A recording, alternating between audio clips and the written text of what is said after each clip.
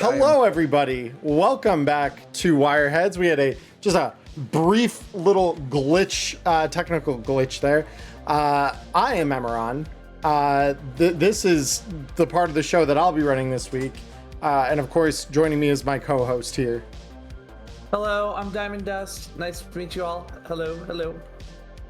We've been doing this for a few weeks now. Just 15 of them.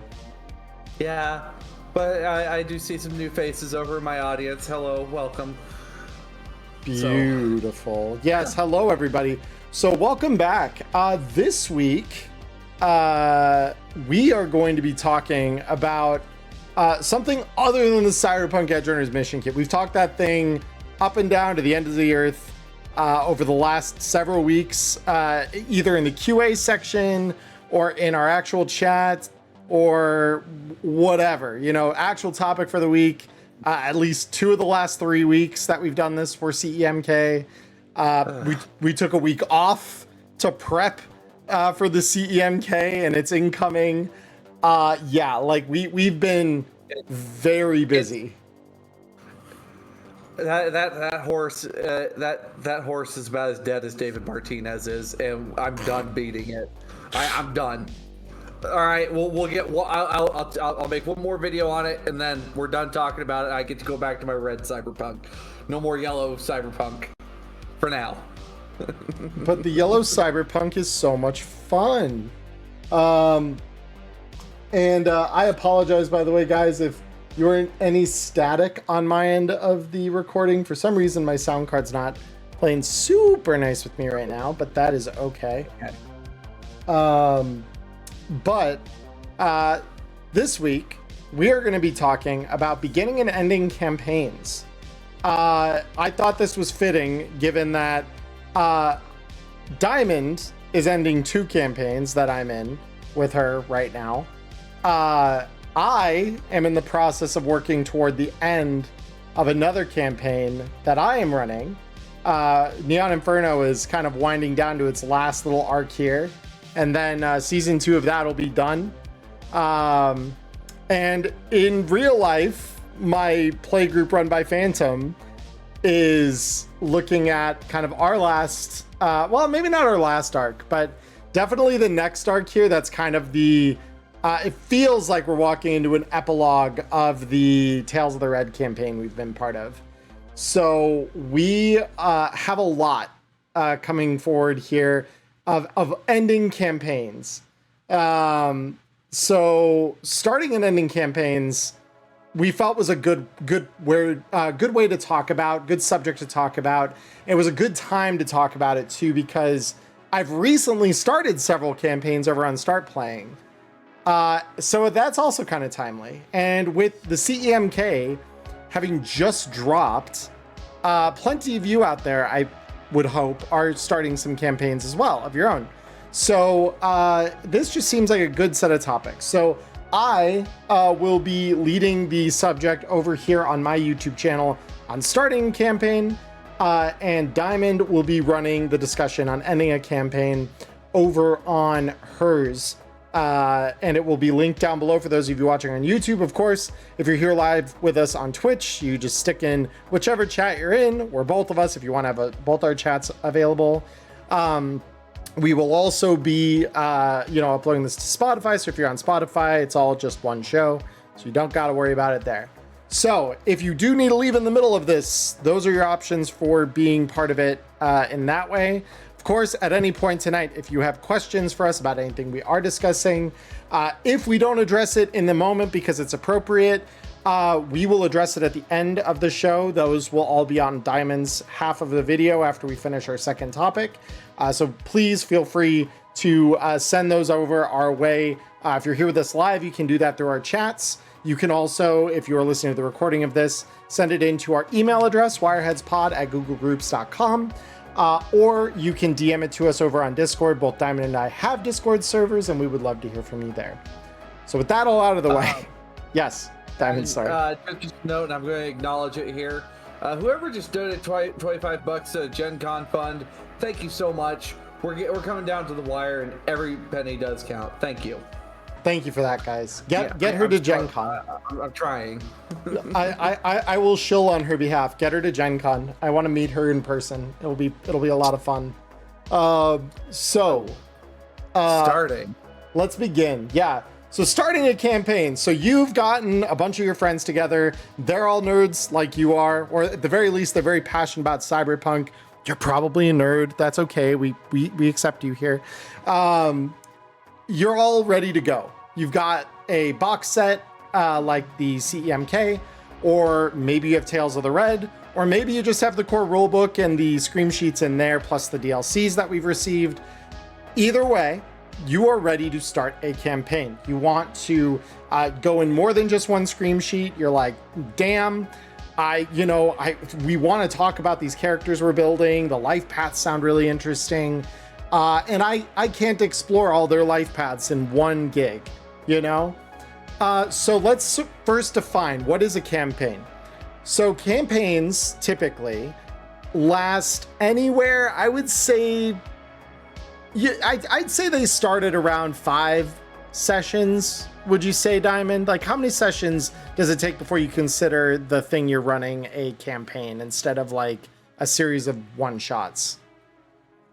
So I suppose I know we have one shots and campaigns as the general things. I have a way I tend to classify this, and this actually comes from a previous GM who was a member of the tabletop club I was in. We've got we've got your one shots. We have your missions. We have campaign, or we have short campaign, long campaign, and then epic campaigns. Fair. And I'd say for like what would be considered a quote unquote short campaign, I'd say put it like either 2 or 3 missions. Okay. For me, so like 9-10 sessions. Okay. I consider that a short campaign. That's fair. 5 would be like maybe a couple missions. Yeah, three missions would probably not be off.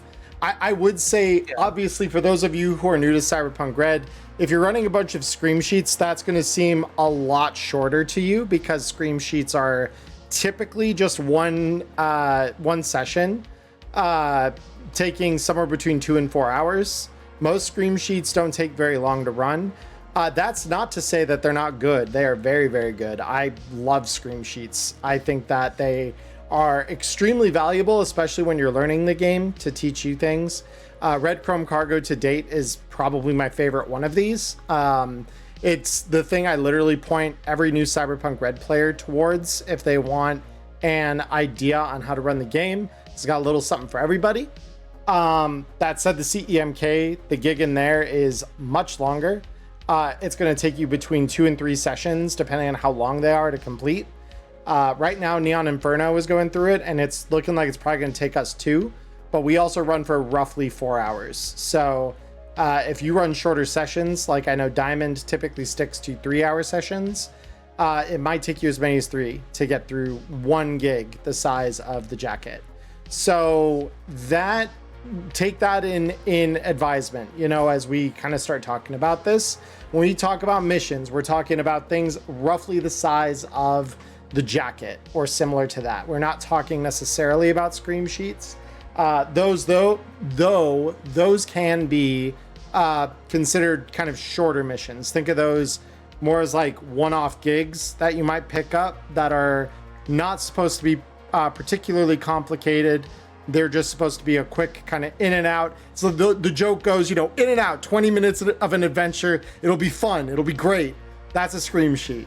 When you actually mean that, right? That is a scream sheet.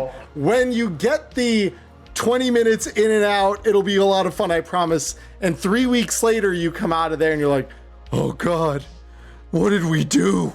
Oh, that's a mission. Well, Fun fact, actually, when we're talking starting campaigns, I started a campaign with Break the Box. All right, and everyone was just like, okay, like a lot of them were already seasoned. They knew what Break the Box was, and it's like, yeah, in out, easy, 20 minutes, we get this done. I killed 3 of the 4 players at the table during Break the Box. Yep. Yeah, I want like to start to a campaign. I'll say one of my favorite things to do to break the box as a slight tangent is add a cyber psycho after all the waves of enemies that it prescribes. That's always really fun. Yeah, great time, great time. Shows how good that bulletproof glass is by Militech. Yeah, yeah. Throw a cyber psycho in there that wandered in out of the combat zone. It's a great time. So. Starting one of these campaigns. So when we start talking about campaigns, I agree with Diamond's definition. Roughly 3 missions is like a short campaign, and that's perfectly fine. Like if that's where you guys want to start, if that's your first campaign length is like 3 missions, and who knows, you might string it into another one. Like Neon Inferno, we play different characters across the 2 campaigns, but they're joined by a world. So that's another way you could look at doing campaigns as well. You can kind of tie the world or the story together between campaigns. Campaigns, much like adventures, have a beginning, middle, and end, and usually there's a couple of points in the middle. I refer to those as arcs, and I think of them in the same way that you probably would think about beats from a standard adventure, where each arc is meant to introduce the characters to some conflict or point of interest that they are then going to need to interact with and either deal with or learn something from before moving to the next one. And the last arc of a campaign, the climax arc, is kind of where all of that kind of runs together, and we can start seeing like, what have you earned yourselves at the end of this, you know? So in the beginning, there are a few things that you can do to kind of start your players off. And I've tried most of these. And Diamond, I'll be curious to kind of hear your thoughts on each of these as we kind of go through them. But where I've liked to begin usually, so first you have to decide whether your players know each other. Do your player characters know each other? They can either all be working for the same corporation, or they could be working out of the same edge runner bar. They could all just be, you know, people that live in the same building. There's a lot of ways to have your players know each other in the game before they start out. That said, it's not necessary. They could be just doing one gig, and like that leads into a whole long string of things. What I will say is that like season 2 of Neon Inferno, we started en media res. You're already on the road. You're already in the middle of a gig.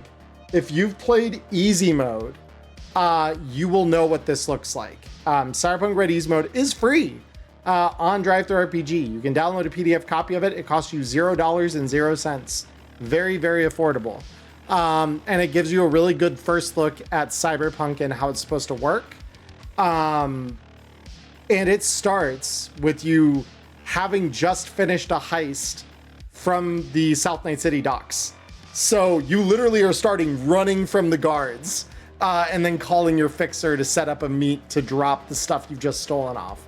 And I love that personally. I think starting in the middle of something like that beats the age-old you gather in a bar and are talking about the job. But that can work too. It's all of these are just ways that you can begin introducing your players to the world, introduce them to kind of the culture of the area that you're wanting to focus on with whatever campaign you're playing, and get an idea for like, okay, what are we going to be interfacing with? Like, what are some of the themes? What are some of the characters? What fixers maybe are we starting to introduce early on? So Diamond, to start asking you a question. What's your favorite way to start a campaign? Oh gosh. Okay. So kind of thinking here, what am I...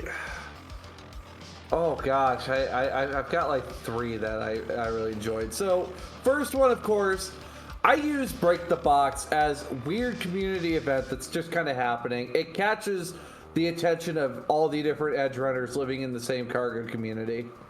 All right, everyone's gonna hear Willie fucking yelling at the top of his lungs about how great this glass is that Militech's providing. It truly is great. And, you know, it doesn't break, but, you know, the joints do. But, you know, you got that for, like, one of the starters there. Now, because of how violent that one gets right away, do that with a group of players that, you know, have played Cyberpunk before. Mm-hmm. Honestly, I found it kind of amusing that, you know, you got all these characters, or like all these guys that made their new characters, and we're starting the campaign. And first episode literally just slaps the trauma right onto one of them, right out the gate. It's like, yeah, me and my buddies, we're gonna go get this, and then all your friends are dead now. Well, womp, womp. roll the opening credits. Anyway, next one I've like to do.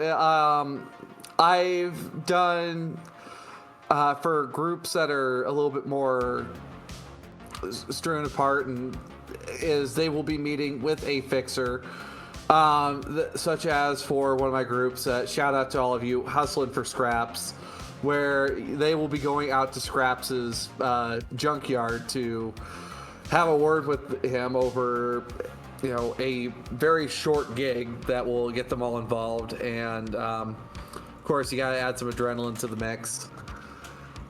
And then last but not least, and I did this with a group, and this was how we kicked off our Tales of the Red campaign. It was very much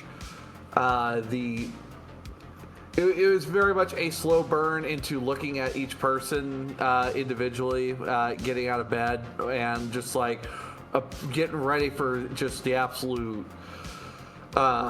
ringer that Tales of the Red was to our group. Yeah. And sometimes when you, like for the really long campaigns where you really look at someone on a much more personal note to begin with, it kind of hits a little bit harder when they go. But I reserve that one for the real long burners. Yeah, so I guess methodology wise, like how do you like to start a campaign off usually? Like if you are writing your own, like you have for some of these, like, so not so much a single mission, but do you like starting in the middle of something? Do you like the typical bar scene, or do you like that kind of like as you roll out of bed, kind of in the morning of the day that you get your first gig? Well, I guess if, you know, for me, I tend to do a bit of long burning campaigns.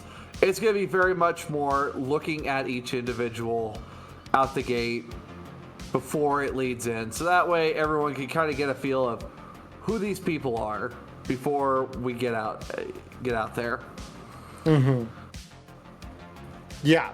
No, and I mean, I think my favorite way to start a campaign after experimenting with all of them a bit, and I think this is probably what I'm going to do with next season of Neon Inferno, because I'm already thinking about it and planning on it.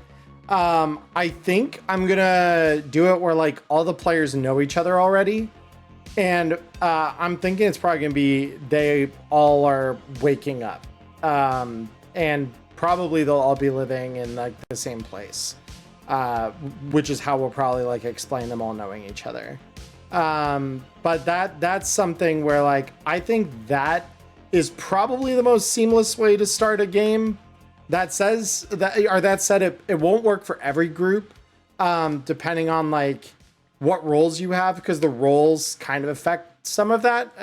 Namely, if you have like an exec in the party, it can really affect that just because they have their own kind of living situation separate from the party.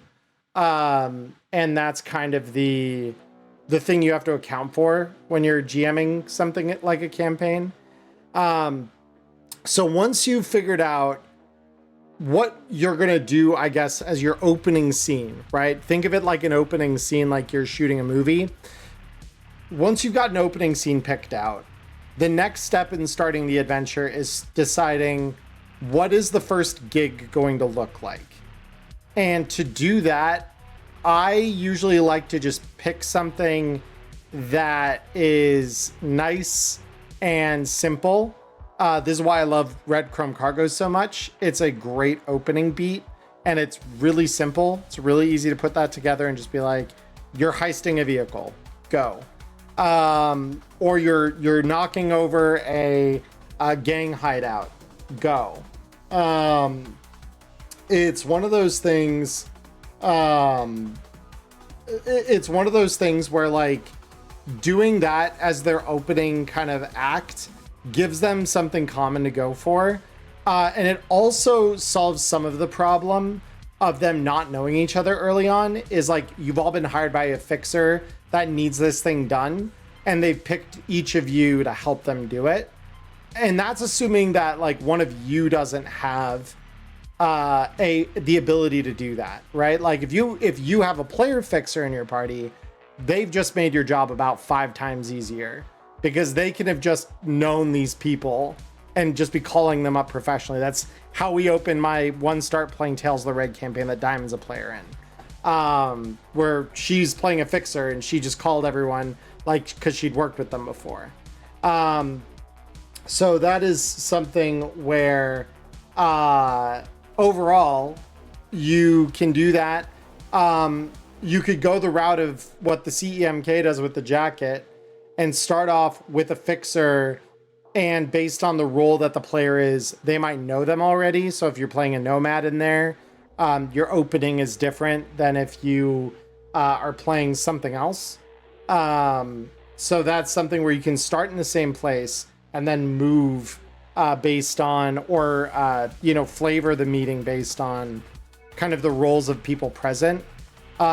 Diamond, how much emphasis do you usually put on your players' roles and life paths in that first mission out the gate? I suppose it really depends on the mission. So in the matter of like, oh gosh, I'm gonna try and think which one of my favorite. So I'm gonna keep bounce off, break the box here. Sure. It's just like solos, fixers. Like fixers, you get this part of town's kind of rough, and you get why they're doing this kind of marketing ploy in this part of in the combat zone. Mm-hmm. Or in the case of solos, you see everybody's got the hungry eye. You understand this is about to spark combat very quickly. But I suppose in other cases, I guess it really depends on the topic matter of that mission that I open up with. So I suppose for an example, with Black Spark coming up this fall. Yes, that's right. I mentioned the thing that's coming this fall.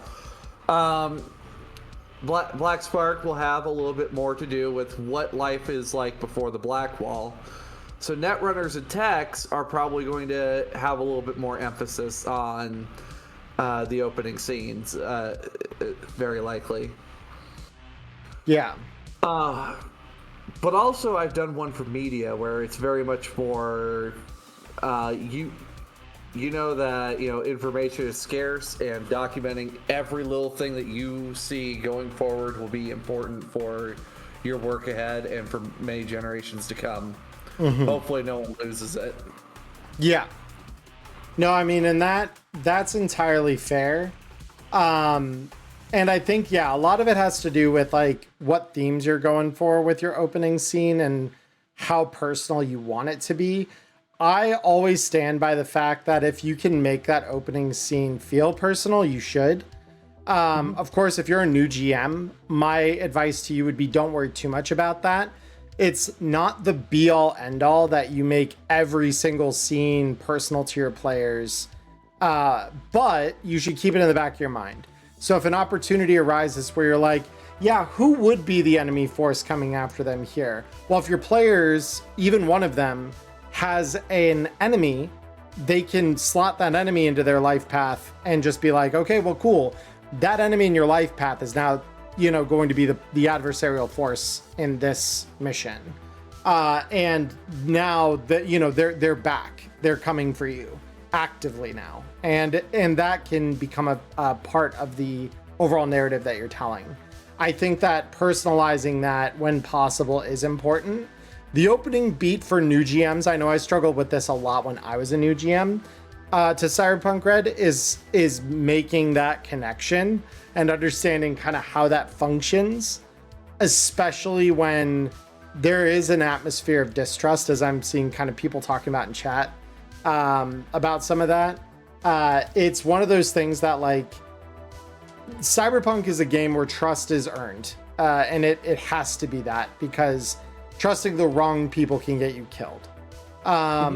So it does add a layer of complication when your players maybe don't know each other early on, or they maybe don't know each other well at the very least. They are going to have to overcome, or you're going to have to create a reason why they should overcome that distrust toward each other.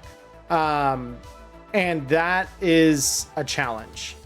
Sometimes, though, the best way to do that is to throw a gig at them that affects all of them equally. There's a great mission in the Jumpstart kit. So there's another case where if you guys are interested in getting into Cyberpunk Red and spending a little bit of money, the digital on the Jumpstart kit right now is $10, I think. It's very cheap. And that's partly because the only things that have really stuck around from it are the missions. Most of what else was in that set largely got overwritten by the core rulebook, because it was kind of like a beta version of the rules. But it has probably one of the best starter adventures for this kind of a start, where everyone kind of knows each other loosely and they need a reason to trust each other. It has your crew standing toe to toe against a corporation trying to take their home from them. And it's like, as cyberpunk as it gets. Corporation wants the land your house is built on. You've got to make sure they don't take your house, which is a giant apartment building that's been there for ages. That is now the imperative you have as a crew. And that gig can be done in the space of like a scream sheet in like 4 hours. It could take as many as 8, so you might get 2 or 3 sessions out of it, again, depending on how long your sessions are and how you emphasize the different beats in the mission. But that one's really good because it creates a common threat for your players to commonly overcome together. And that really does bake trust into the relationship then. Because suddenly it's not me and these 4 other guys that don't know each other. It's the 5 of us as a group helped to overcome this. And now we understand, like, we're fighting for some of the same things, right? Even if we don't see eye to eye on everything, we now understand at the very least that we see eye to eye on the important things, like protecting our home and not selling out to the corporation and stuff like that. For me, one of the other things I like to do, sometimes I've considered this as a possibility of a good way to open like a much longer campaign.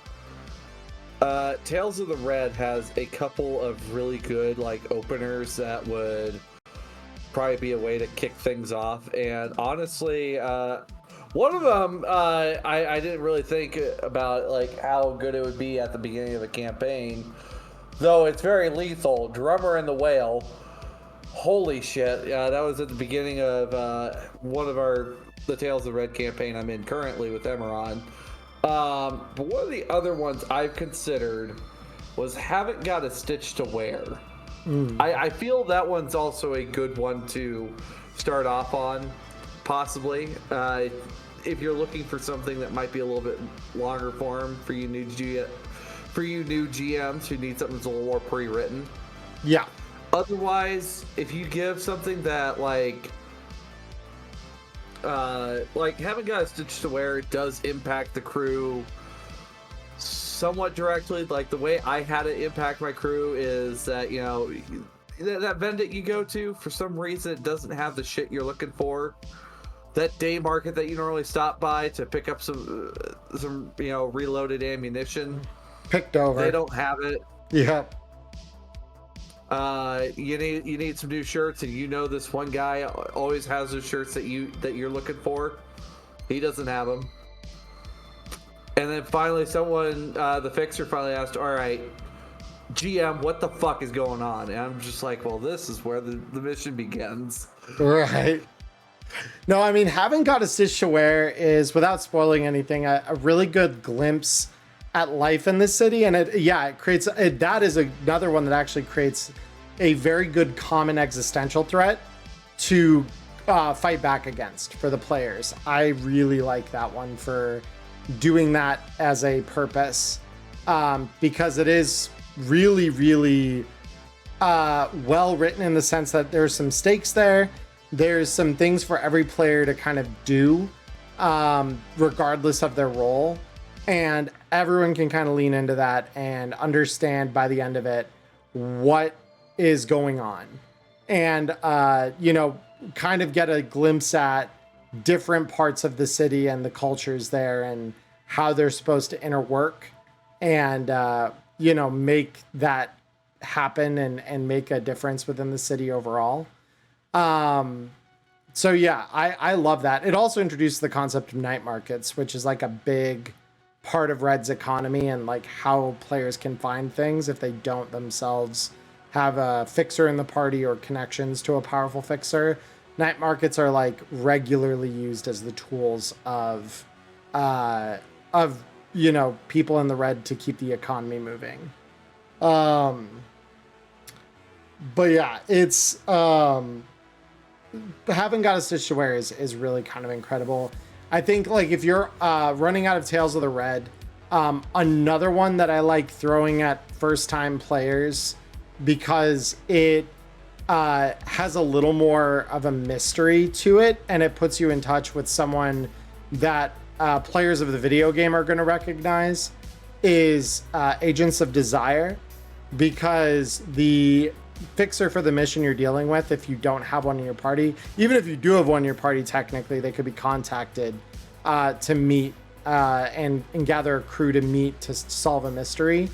You deal with Rogue, so if you do that, it's also a thing where you interact with a powerful fixer within Night City right out the gate, in a capacity that is not inappropriate for brand new edge runners to have that kind of a contact with. Because like roll rank 4 as a starting point in Red, I think is a real strength because it explains away a little bit like you've already grown a little bit as an edge runner, right? You're not like fresh new green to this, but you've just never taken any real big jobs yet. You're still relatively inexperienced without being a total greenhorn at it.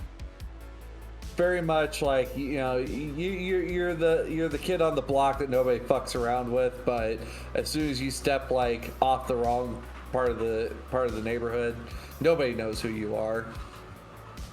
Yeah. And it's one of those things where I think like starting into that, it gives you a pretty nice little deep dive into the social dynamics of Night City and how the haves and have-nots interplay. Because that is definitely something that some of the other gigs put you in the real punk mindset of like, yeah, you're just poor from a poor part of the city doing poor scrappy shit to get by. Whereas Agents of Desire kind of flips that on its head, is you're getting tried out as new edge runners that Rogue could maybe lean into for a future gig. And her first gig to you is go meet this corpo in his penthouse apartment and, you know, uncover the mystery of his missing fiance. And it's like, what? And it leads you through some really interesting parts of the city that are high and low. You know, you've got the richy rich French restaurant, La Lune Bleue, which is, you know, led by the most annoying maitre d' of all time, to a underground theft ring of university students that are just trying to pay tuition. And it's really interesting to see the two sides of society kind of clashing. So yeah, that's another one that I would probably recommend to first timers if you want to run something long form that isn't a Scream sheet and also isn't the Cyberpunk Edgerunners kit. That is easily a recommendation I can make. Ooh. Food, yay food. Oh boy. Yay food. Give it up for Emmerwife. She brings me the orange chicken lo mein and broccoli beef. Oh. I'm excited. But yeah, I don't know if you had any other thoughts on that, Diamond, in terms of like first beat kind of to a campaign. Like, how do you usually go about planning that? So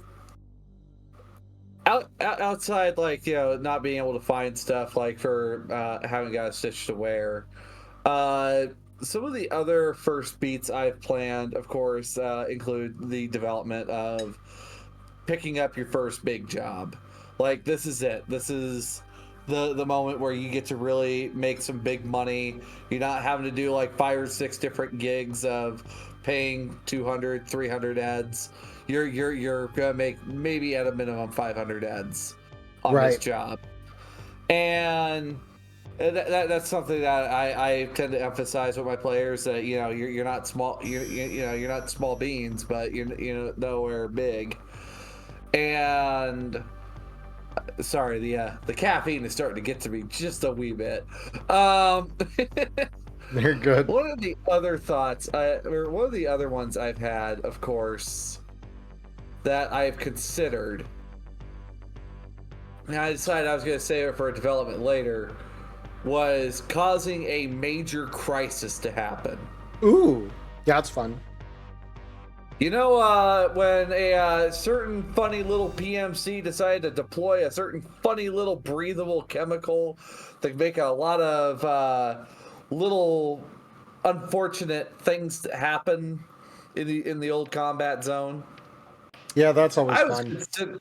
I was considering that to be an opening for a campaign, because why not? What makes it more cyberpunk than just immediately dealing with oppression right out the gates? Right. I'm like, you know what? Maybe not quite what I'm looking for, but it might be fun. There was a really cool gig that was done by Sirenscape in collaboration with RTG called Out on a Limb. And it involved like corruption at Rockland Augmentix. And the crew was right in the middle of it as it was affecting like the whole community. Like they all had like faulty cyberware that they were coming into the medtech's clinic to have them take a look at it and try to fix it. And that whole conspiracy was the through line of the campaign. Which is, like you're saying, like if you start with something that affects like a whole community of people, the players are all going to feel invested, because like everyone knows someone in that community, even if they don't directly know each other. They're all going to feel like this affects me, and they will band together with other like-minded people, which can be your play group, you know, to go out and actually take an active role in solving the problem. And obviously they're going to have NPCs that want to help too. So like those can be your quest givers or your informants or whatever. And I think that stream of knowledge is a big part of the important aspect of running a game like that. Phantom brought something up in my chat, which is something about Agents of Desire he really liked, was if I can end up pissing off Rogue partway through the mission. And and like that shows your players as well that it is possible to like fail the mission, because I believe there are states where you can fail the mission and not piss Rogue off necessarily, where it's like, yeah, the mission itself was fucked to begin with, obviously, and like understanding that is part of like why you failed the mission and Rogue didn't get angry. Likewise, you can succeed the mission, and the methods in which you did it can piss her off more than if you had failed. Like, all I'm saying is the lady doesn't have an awful lot of bail money, all right? It's true. Part of why, I didn't want a certain someone to shoot at the cops because I was not ready to deal with that kind of smoke. I already dumped my fresh food. They spun out. Shot. They spun out. I mean, yeah. Skimmer was having a real bad fucking night, though. Yeah. Her suit got fucking ruined. Like, yeah. They were having a day. It was great. Honestly, terrific session.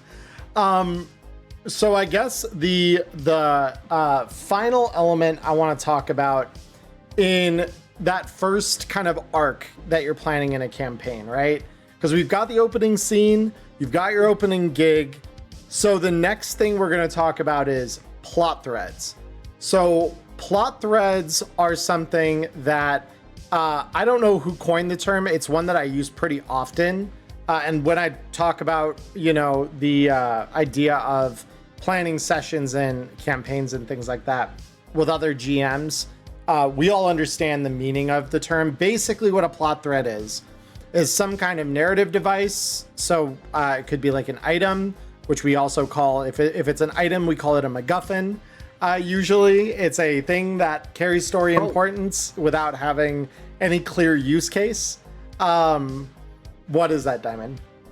I think I just going out on a limb. I'm confident it was Guy Sklanders who coined that term for the tabletop community.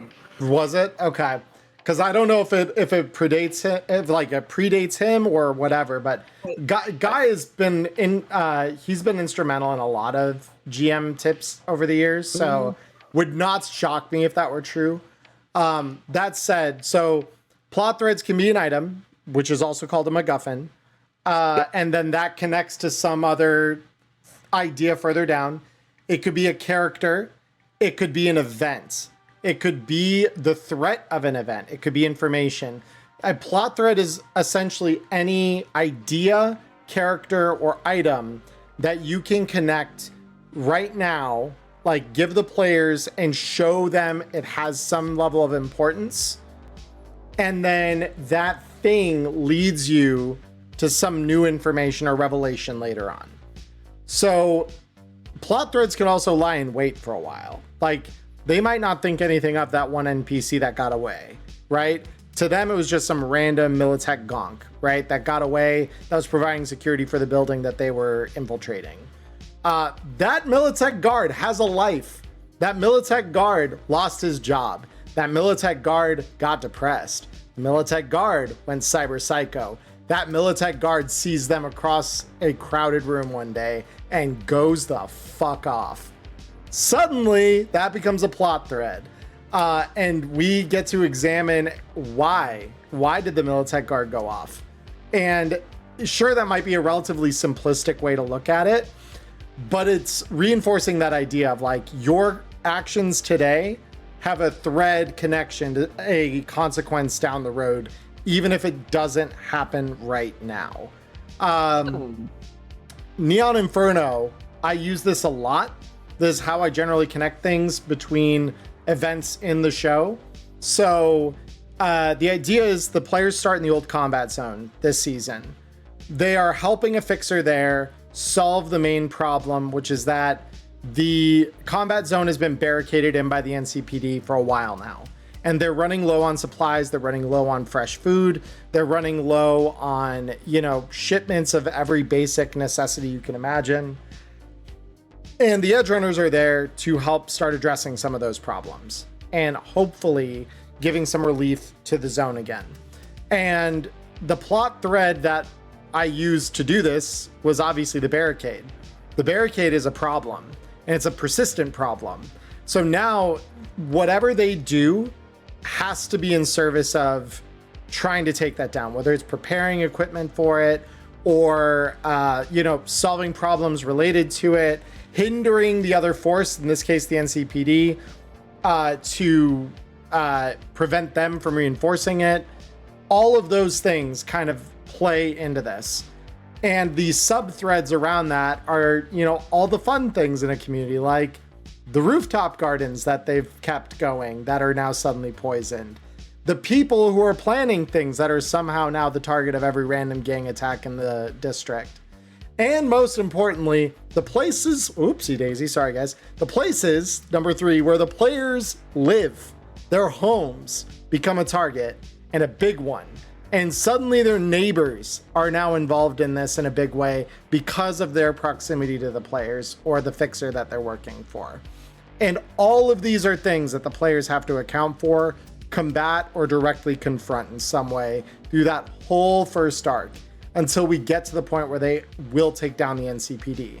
So that is how I have used plot threads actively, and you could watch how that resolves. Am I going to claim I'm the best at doing this? No. I can be very awkward and slow about how I move things because, again, I'm trying to keep it personal in the middle of all that. But I know the through line I want, and it's based on who's up against the players. What do they want? Diamond, what would you say, like, plot thread wise, what advice do you have for GMs related to that? So I suppose when I look at this from the end of new GMs, when you run session, one of the best things you can do is, take some notes on maybe some decisions that were made. However, take some time between sessions to look at your character sheets and decide if something might fit that plot thread, so that way it stays personal to the characters. One of the things that I've done to kind of help pull things around, especially with Law and Disorder, when we lost someone who was supposed to be a part of that campaign, ended up not becoming a centerpiece anymore, and their target was still out and about. I found a way to rope this target into becoming the reason why 8-Bit has become a Wiseman, and so many other members are now off to a bunker or a black site, unknown location, because suddenly the gang that was meant to come in and simply, with the soothing hand, calm the people of the combat zone and just slowly snatch them up off the streets. His yacht was sunk. He is now a bloodstain out on a beach, and somebody's wearing his hat now. So, and a few of us are using guns of his and his followers, which is also fun. So, all right, method A is now out the window. Let's use method B, which Control-Alt-Delete bore witness to, and Law and Disorder saw what happened when this came around, because, well, the gas came through and it started killing people. And then finally, a little after some time, they finally found, and I figured this would really fit with this group because they had dealt with Styles, who is a major player in Reaping the Reaper, who would be a great connection for what leads to the problem that is the AI, or the wargame AI Deus. Yep. Yeah, I figured there was some ways to tie this all together so you all had connections to this problem. Yep. No, that I feel like you've done a really good job of establishing that. And not, because the other thing too is, I will mention this as well. When you're starting a campaign, you do not need to introduce your big bad evil guy on episode 1 or in the first arc. The first arc can just be about your players getting to reckon with the situation, right? And maybe that thing has something to do with the original big bad evil guy. Maybe you have like what I would consider like a mid-season finale, right? Which is like the mid-season of like any serialized TV show where something big and dramatic happens and the guy you think is the big bad evil guy falls, and all of a sudden the question then rises and is quickly like speculated on by a bit of foreshadowing. Maybe there's a bigger fish, and all of a sudden that bigger fish shows their head out of the water, and the audience goes wild, kind of thing. that's the way I kind of think about it when I'm making mine. And to be fair, I'm making serialized TV in a way. So like when I think about the way I'm writing, that's the way I go about it. But the original big bad evil guy, or even the big bad organization, right? Like in this case, we can have a whole corporation that a group of people have decided that their strategy for a problem they have is to do something really heinous and unethical to the party or to their community. And, you know, dealing with the first head of the Hydra in the mid-season finale has an effect, but it's not nearly enough. Suddenly, they have to go for the body, and they don't recognize until they hit this point exactly what that body's form is, right? They don't understand maybe who's really funding the attack, who's really dealing with the problem, or creating it for them.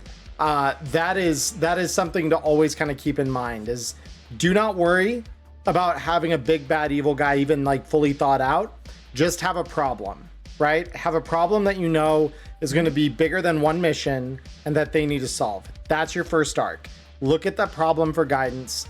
And then when you get close to them solving that problem, ask yourself, okay, now why did this happen? If you haven't already. I advise thinking about that as early as you can, just so that way you can kind of foreshadow more than like the last episode of the arc or the last session of the arc. But it does create for some very interesting storytelling then when you come to the end of the arc and they realize, oh fuck, this isn't over yet. We need to do this other big thing now. And now this is bigger than we thought it was. Shit. And then on we go. And just to think that some of these campaigns start with nothing more than you guys simply going out to run a job, and suddenly that one person from that job notices you, and then it spills into something much bigger, much messier, and much more beautiful. Mm-hmm. Yeah. So to recap, first session, think about what's your opening scene, how do your players know each other, and what's your first gig going to look like? And what kind of set dressing is that going to get for that first arc, right? What threads are you starting that the first arc will answer, right? And which ones are you okay leaving open-ended? That's another thing to keep in mind is if you leave open plot threads, you can maybe not do anything with them this season, or you could come back to them later and the players are gonna be like, that was from the first session, holy shit! And like, they'll have a moment. It's gonna be incredible. I promise you, if you pull that off, nothing beats that. That is like GM like gold right there.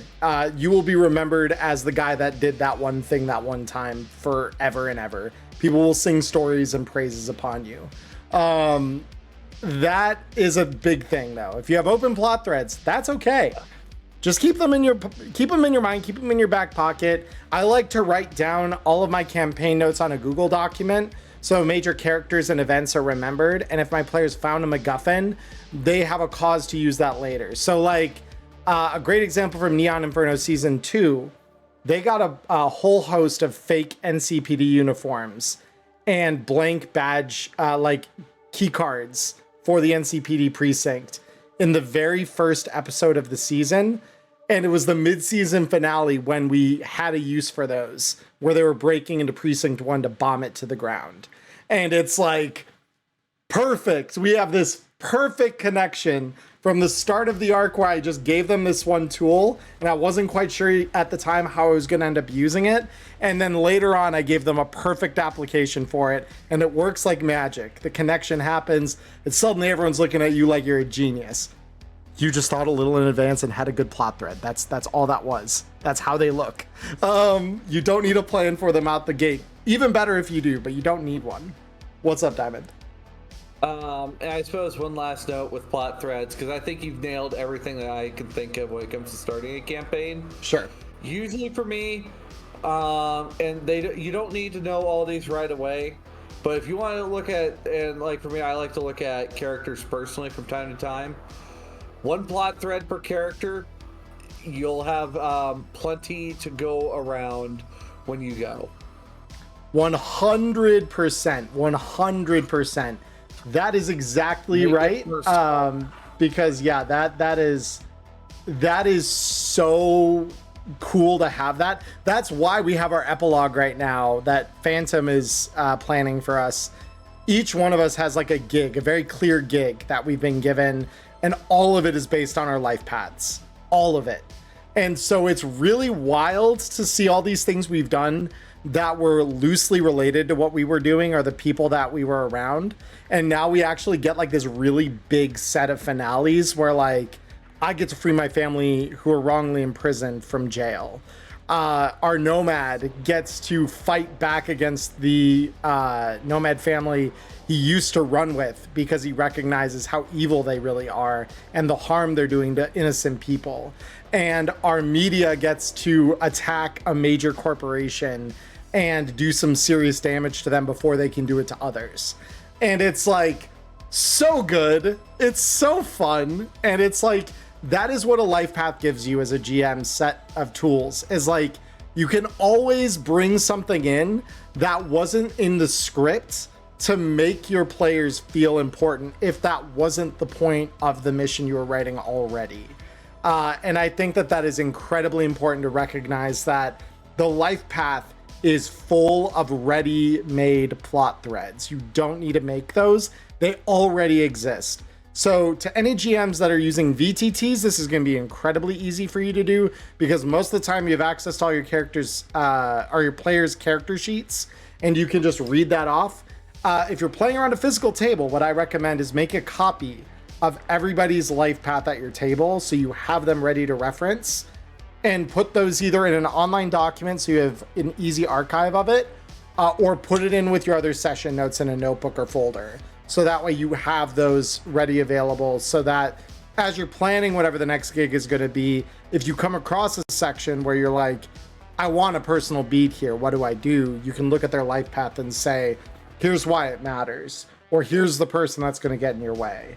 Role-based life paths always have someone gunning for the players. That is a very important thing to remember.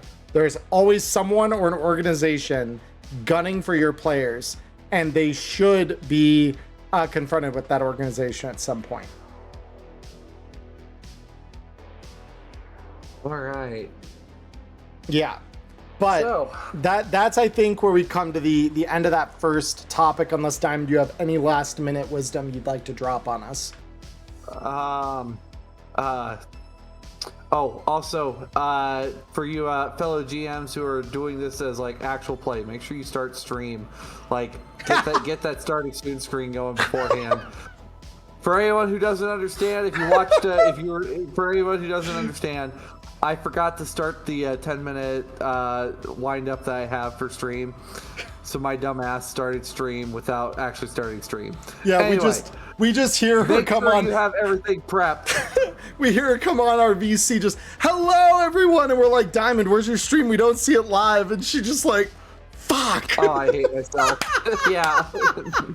It was so funny. No, but I mean, it happens. It truly happens. But yeah, that's good advice to those prospective live stream AP creators for sure.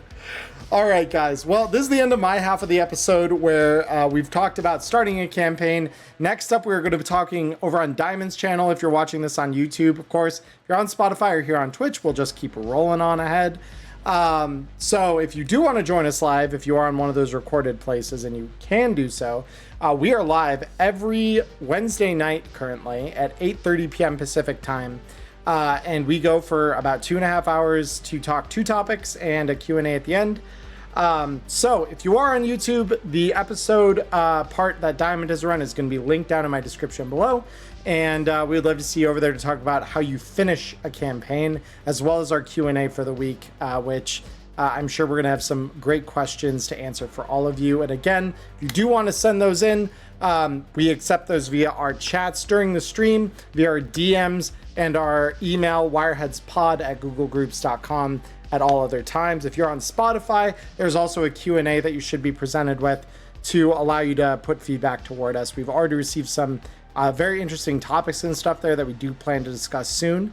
So feel free to submit it there as well. But that said, I hope all of you who are on YouTube have a wonderful morning, evening, or afternoon, wherever you're in the world. Stay healthy, stay safe, and we will head on over to Diamond's channel now. See you over there. See you soon.